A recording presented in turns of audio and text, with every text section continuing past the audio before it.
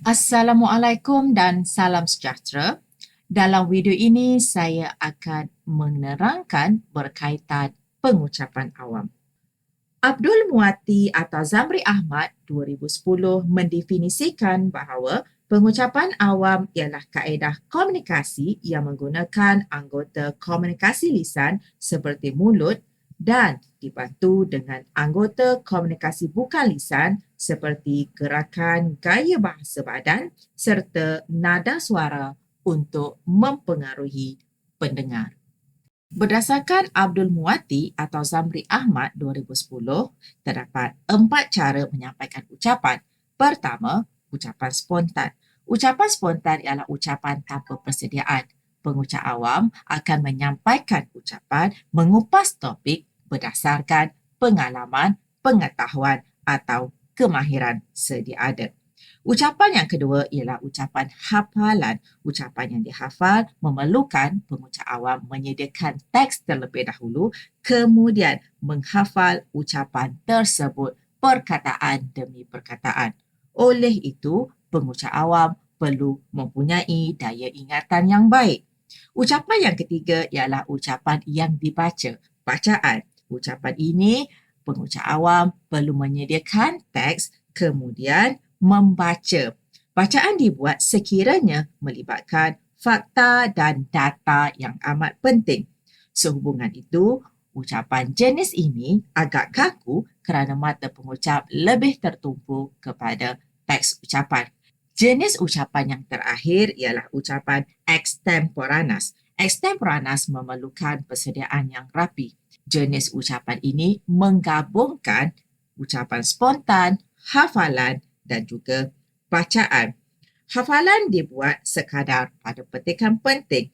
Bacaan pada teks yang mempunyai fakta dan data empirical. Spontan dibuat dengan mengambil kira pengalaman, pengetahuan, kemahiran yang diselitkan atau disesuaikan dalam ucapan tersebut. Ucapan extemporaneous ialah ucapan yang terbaik dan boleh diamalkan oleh pelajar. Hal ini kerana ucapan ini mudah disesuaikan dengan situasi agar pengucapan awam itu tidak kaku. Terdapat 5 langkah membuat pengucapan awam. Pertama, membuka ucapan salutasi dengan memberi salam, menggunakan kata panggilan hormat yang sesuai serta menyatakan tajuk pembentangan. Langkah yang kedua, menyampaikan isi ucapan, iaitu menyatakan isi ucapan dengan lengkap, menggunakan gambar jika mahu sebagai stimulasi, kemudian menerangkan isi ucapan dan isi ada sokongan bukti yang jelas. Langkah yang ketiga, menyampaikan isi lanjutan. Di sini, pengucap awam boleh menggunakan ilustrasi berfakta atau data yang sah. Kemudian memerhati responsif penonton dan juga membaca karakter hadirin sama ada memahami penerangan atau tidak. Langkah yang keempat, menjawab soalan penonton. Pada langkah ini, pengucap awam sebenarnya membuka ruang kepada penonton untuk bertanya soalan. Pengucap awam perlu menjawab soalan berdasarkan pertanyaan dan boleh menambahkan fakta jika perlu. Langkah yang terakhir ialah menutup ucapan. Pada bahagian ini, pengucap awam perlu mengucapkan terima kasih dan menilai respon halayak secara kendiri. Gleason 2017 menyatakan bahawa ada 9 strategi dalam ucapan extemporaneous. Daripada 9 strategi tersebut boleh dibahagikan kepada 3 fasa, iaitu pertama, fasa persediaan, kedua, fasa penyampaian dan ketiga, fasa refleksi. Bagi fasa persediaan terdapat 2 strategi. Yang pertama, berlatih. Pada fasa ini, pengucap perlu mengkaji dan membuat pembacaan mengenai topik yang akan dibentangkan, kemudian boleh berlatih di mana-mana sahaja mengikut keselesaan. Kedua, uji semua peralatan yang mungkin akan digunakan semasa pembentangan seperti projektor, mikrofon sistem audiovisual. Pada fasa penyampaian, terdapat 6 strategi. Pertama, berpakaian kemas dan sopan mengikut etiket pemakaian yang sesuai.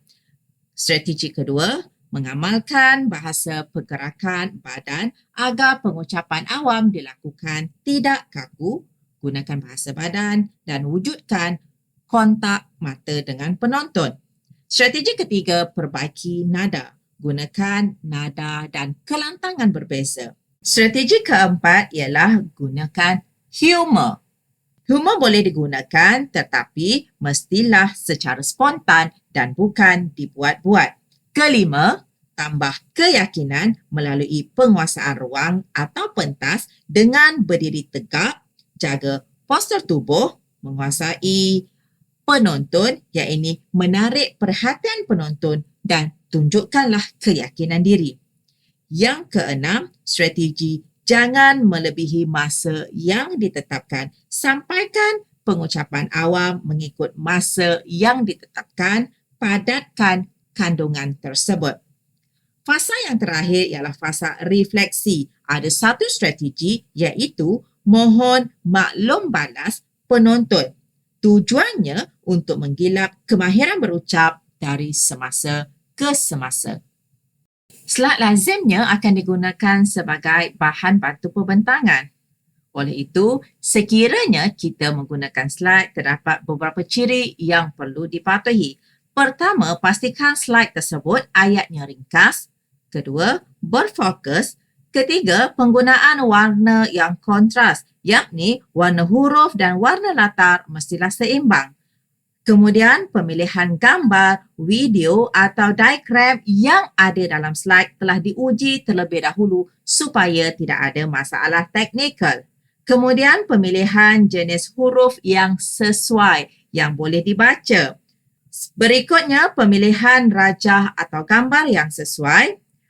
Memilih font yang terbaik sahaja yang ada dalam paparan slide. Slide sederhana. Susunan rajah teratur dan tidak mengelirukan, dan yang terakhir, slide tersebut tidak terlalu padat dengan animasi, gambar, teks dan sebagainya. Di sini dicadangkan aplikasi yang boleh digunakan dalam pembentangan. Selain menggunakan PowerPoint, pelajar boleh menggunakan Canva, Prezi, Zoho, Wisma dan SlideDoc. Terdapat beberapa perkara yang dibenarkan dan dilarang dalam pembentangan. Antara perkara yang dibenarkan, pertama, mulakan dengan persoalan atau permasalahan. Tujuannya untuk menarik perhatian penonton dan menyebabkan mereka bersama-sama mengenal pasti permasalahan tersebut. Kedua, dibenarkan membekalkan maklumat. Hal ini bertujuan untuk memberi maklumat yang cukup kepada penonton bagi mengekalkan minat mereka dan membawa mereka ke arah sumber maklumat yang boleh diakses. Ketiga, meminimumkan perkataan dengan meletakkan perkataan yang tidak melebihi 10 patah perkataan bagi setiap slide. Minimumkan teks pada slide dan kurangkan gangguan visual. Terakhir, dibenarkan mengaitkan pembentangan dengan penonton melalui cerita, pengalaman atau bina demonstrasi untuk membantu penonton menghubung kaitkan topik pembentangan. 4 perkara yang dilarang dalam pembentangan. Pertama, berjenaka tidak kena pada tempatnya. Walaupun disarankan untuk meletakkan unsur humor, namun perkara tersebut perlulah hadir secara natural, bukan dibuat-buat. Kedua, dilarang fokus perkara sampingan kerana fokus utama kita apa yang ingin dibentangkan sahaja. Hal ini bagi mengelakkan pembaziran masa. Ketiga, dilarang membaca slide. Jangan sesekali membaca slide yang boleh menyebabkan nada suara menjadi monoton. Keadaan ini akan menyebabkan hubungan mata antara pengucap dengan penonton juga tidak berlaku. Yang keempat, tidak bersedia dengan soalan. Pengucap awam dilarang tidak bersedia dengan soalan kerana keadaan ini akan menenggelamkan keseluruhan pembentangan. Cuba bayangkan dan ramal soalan yang akan ditanya dan bersedialah dengan jawapan yang akan diberikan. Yang terakhir berkaitan dengan etika dan etiket pengucapan awam. Supen Hussein dan Azhar Jaludin 2003 memberikan ciri etika dan etiket seperti berikut. Etika berkaitan dengan betul atau salah perlakuan manusia, manakala etiket melakukan sesuatu dengan betul kena masa dan tempatnya. Antara perkara yang melibatkan etika ialah mementingkan kejujuran, tidak menyimpan maklumat, mengutamakan ketepatan fakta serta mengutamakan kepuasan pendengar. Etiket pula, contohnya menjaga masa, mengawal tingkah laku, menjaga penampilan diri serta menjaga panggilan hormat.